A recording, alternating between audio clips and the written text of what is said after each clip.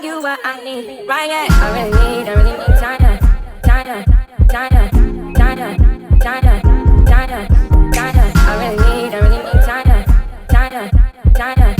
What's up, y'all? It's me, Mel with the Lip in the Gap, Mel the Lipstick Diva. I'm so sorry that y'all so close to my face, but I had to re-record the video because I had the video sitting in the window in my little holder and it got overheated, and I'm just not trying to go through those things again and have to keep re-recording. So let's talk about it. First of all, I hope y'all having a positive day. I hope that y'all are getting all the blessings and everything you ever prayed for, being invested, all that good stuff. If you're having negative vibes, take it all off you, throw it out, cleanse that body, and take in all positive energy. I want that for you, okay? Because this video is going to be about all positive energy here. I want to talk about my experience as being a black woman in therapy, okay? Breaking generational curses, okay? Y'all know Mel is 30 years old. I started therapy June 22nd. It's through this app called Talkspace, which is covered under my insurance that I have through my JOB. Now, the great thing is you can message your therapist, you can use audio to talk to your therapist, and you can talk to them any day of the week, every day if you want to, which I love this feature because I'm always on the go. So with, going to therapy, I realized, after my relationship, after I cut things off, that I needed to go to therapy. I'm telling this other person that they need to work on their mental health, when whole time I need to work on my mental health as well, because there's some underlying issues that I just pack away, which we have had conversations about this previously on other lives and also other videos, but I finally took that leap out there in getting into therapy. So my biggest issue is I go to my therapist. All was well when I first got into therapy in June, because I was unpacking shit. Unpacking inner child issues, inner trauma, things that I have, dealings with my parent, issues I had with my mom, things like that. And I felt like I unpacked everything on her. And I also told her about my breakup and my living situation. So I felt like I was just dumping everything on her at one time, to the point where I felt like, well, I don't need to talk to you every day. So that was the first problem. Identifying that I'm a data dumper and that I don't need to dump everything at one time. I need to take it one step at a time. To the point where I ghosted her. I had not talked to her. I think the last time I had talked to my therapist was last Thursday. It's been some days, but after she suggested a book for me, and she told me about setting boundaries with people around me, especially with my situations going on, I kind of took that and I took it in one ear. It didn't go out the other, but I did not take action. I didn't purchase a book. I didn't do any of those things just yet. What I did was, as I always do, I packed more stuff on my plate so I can pack away the traumas and the things that I need to face, and I put them in the back of my mind and added more things on my plate to get done. Okay? And when I say add more things on my plate, y'all know I'm in school. I'm taking 2 regular classes. I added 2 classes that I was fast tracking that I had to take an exam, which, by the way, I have passed, so I did get it done, but it's still not healthy. On top of working a second job that requires me to drive and deliver stuff to people all hours of the night, right? So I took the time this week to really focus on self-care.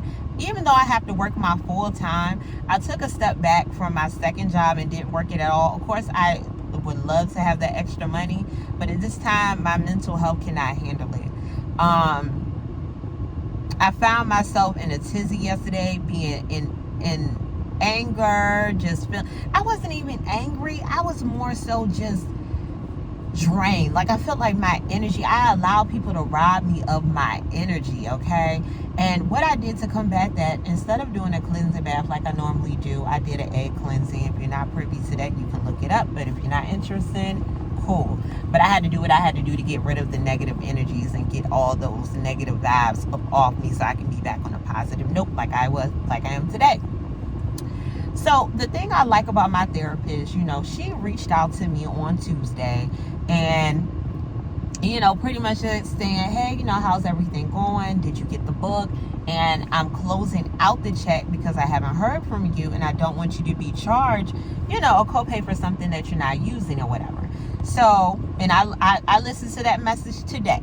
She sent it on Tuesday, and I've just listened to it today. So I had to start a new session. But the good news is my insurance pays for it, so I don't have a copay. That's the good news around it. And I just talked to her about, you know, I haven't bought the book. I haven't really set those boundaries with people just yet because I need to address the culprit, which is procrastination and me just packing this shit away and piling things on my plate.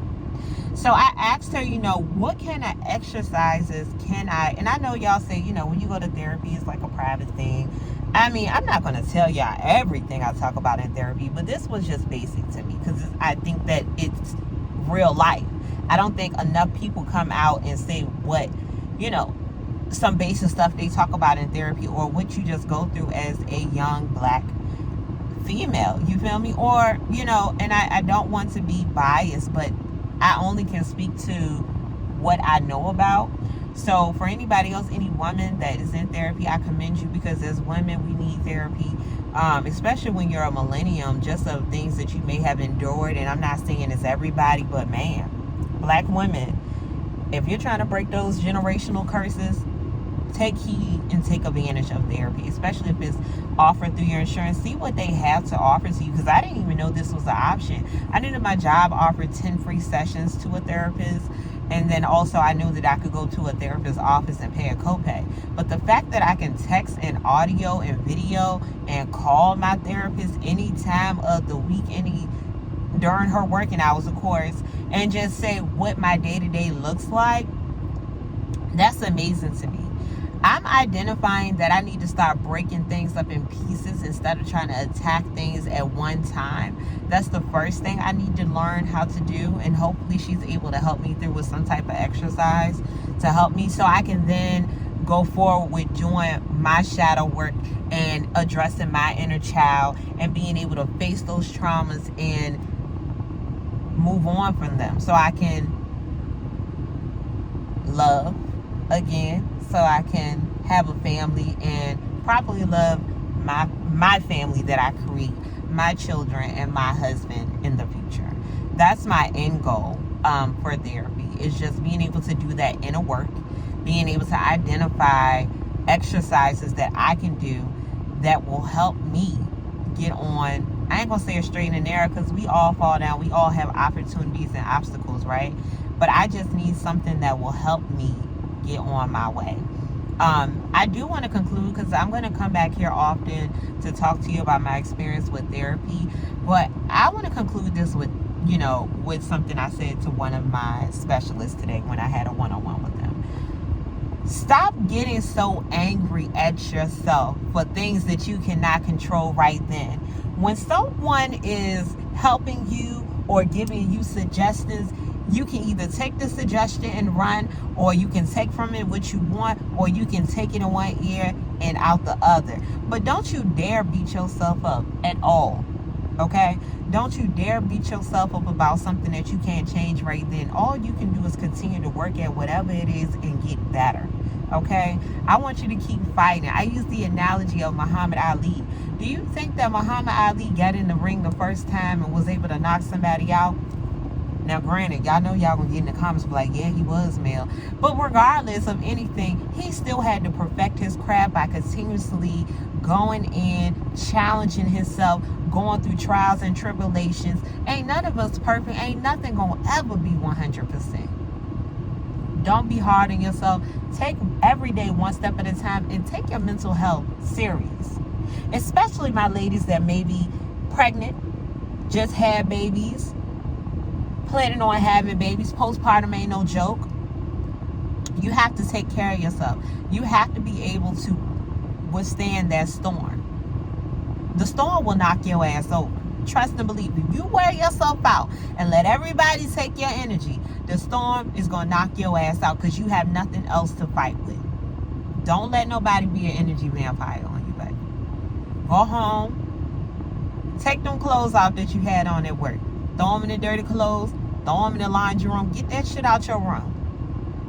Take a bath, wash away all that negative energy. Do what you got to do. Light you a candle, take you a cleansing bath.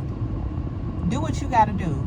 Enjoy your favorite snack, your favorite drink, water, meditate, and whatever you do, say some affirmations, manifest, pray. Whatever you do, do it before you go to bed. Do it when you wake up. Do it throughout the day. Whatever you want, you can get as long as you manifest it. Fast and pray is my way. I promise y'all, every time I fast, blessings fall down upon me. Fall down upon me. But I hope y'all receive this message in a positive light. I look forward to doing more of these videos just to give y'all my experience in therapy, being a black woman. And I ain't gonna ghost my therapist no more. I'm gonna take it slow. But y'all already know what it is. It's me, it's Mel with the Lip in the Gap, Mel the Lipstick Diva. Peace out, y'all.